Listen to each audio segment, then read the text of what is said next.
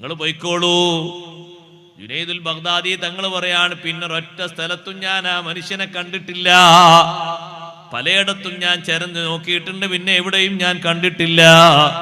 സുബ്ഹാനല്ലാഹ്. സഹോദരങ്ങളെ, ഒന്ന് ആലോചിച്ചു നോക്കൂ. ജുനൈദുൽ ബഗ്ദാദി റളിയല്ലാഹു അൻഹുവിന്റെ ഖൽബ് ശരിയായ നിലക്ക് സ്ഫുടമാക്കാൻ ഉണ്ടായിത്തീർന്ന ഒരു സബബാണിത്.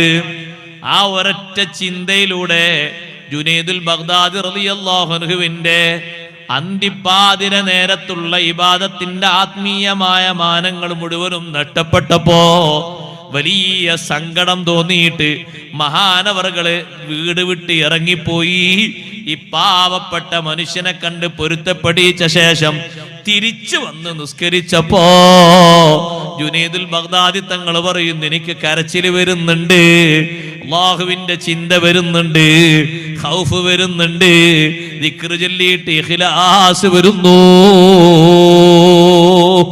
മറ്റു മഹാന്മാരെല്ലാവരും കൂടിയിട്ട് ജുനൈദുൽ ബഗ്ദാദി തങ്ങളെ മുന്നിലേക്ക് ഈ മനുഷ്യനെ നിർത്തിയിട്ട് ഇറച്ചി തിന്നോളൂ, ഗീബത്ത് പറഞ്ഞില്ലേ എന്ന് പറഞ്ഞിട്ട് മഹാന്മാർ ഉപദേശിച്ചില്ലേ?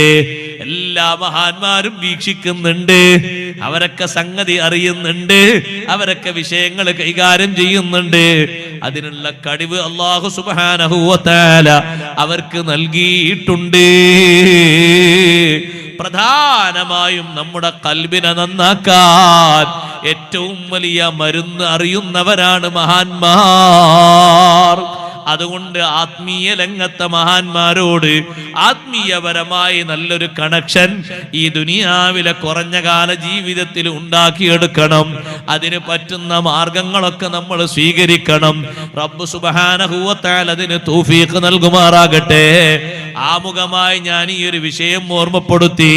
ഒരൊറ്റ കാര്യം ചില്ലറ വാക്കുകളോട് സൂചിപ്പിച്ചുകൊണ്ട് ഞാൻ എന്റെ വാക്കുകൾ ഉപസംഹരിക്കും. റബ്ബ് സുബ്ഹാനഹു വ തആല നമ്മുടെ സജ്ലിസ് സ്വീകരിക്കുമാറാകട്ടെ.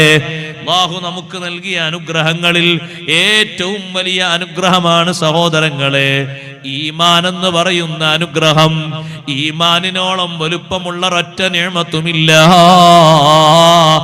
ഈമാനിന്റെ ഏറ്റവും വലിയ വില അറിയുന്ന ലോകം ഇവിടെയല്ല കേട്ടോ. ഈമാനിന്റെ വലുപ്പമറിയുന്ന ലോകം പരലോകമാ. നാളെ മുന്നിൽ അല്ലാഹു തആല നൂറ് തരുന്നത് ഈമാനുള്ള മനുഷ്യന്റെ മുന്നിലേ അല്ലാഹു നൂറ് തരുന്നുള്ളൂ. അതിക്കാണുന്ന വൈദ്യുതിയുടെ വെളിച്ചമല്ല.